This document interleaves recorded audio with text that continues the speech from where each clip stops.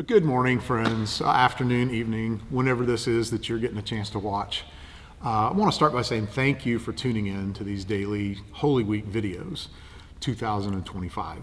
I hope and pray they've been good and fruitful and helpful and inspirational.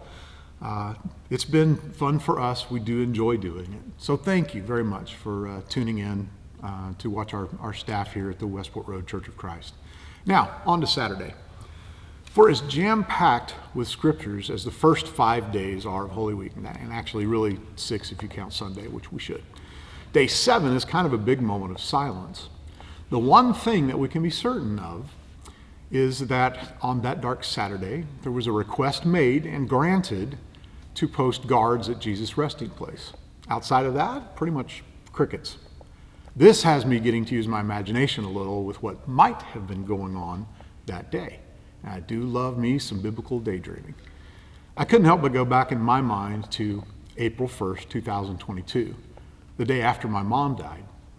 The night before, I sat on the edge of my bed on the phone as the rest of my family was physically gathered around Mom. I was angry that I was so far away and I couldn't be there with her or for my dad, my brothers, and my sister-in-law. When Dad hung up the phone, I went numb. I was helpless to do anything and so very alone in my grief.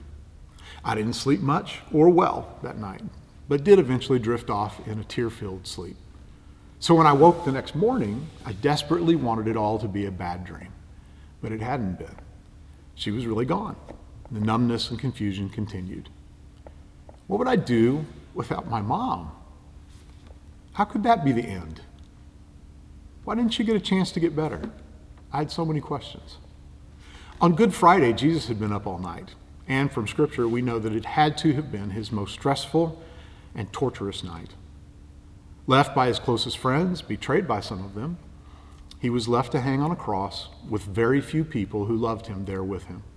Now, we know a ton about that day. There are some traditions that call the next day Holy Saturday, and that Jesus rested in the tomb since his work had been accomplished and salvation had been established. It was his Shabbat, or Sabbath. Maybe. His disciples, all of them, had to have had quite a different experience on that Saturday. If I had to guess, I'd say it was more like when I awoke after losing Mom. I thought he was the one. Did I just waste 3 years of my life? What will I do without my rabbi? But he was the king. How could he die like that? Why didn't he save himself? So many questions. And where did they all go? Did they reconvene at a rendezvous point? Was there such a place? Did Peter awaken face down in the same spot he collapsed and wept himself to sleep the night before in shame and regret? Did any of them head back to Bethany? So many questions. Why didn't Matthew or John or even Mark tell us anything about Saturday? Well, I have a hunch.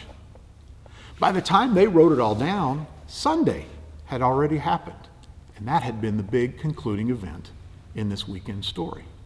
They knew they didn't need to bother saying much about Saturday. Saturday didn't even matter anymore. Not a bit. It was a day wasted in sorrow and doubt and regret and pain. We're kind of in a big, long Saturday, aren't we? We look around our community, our nation, our world, and we see despair and worry and confusion and so many hard and negative things. It's enough sometimes to feel the heaviness hanged around our necks, right? So I want to remind you of something. We who call Jesus Lord have something to look forward to. When this long Saturday finally ends, tomorrow the world will change forever. Happy Easter, friends, and God bless.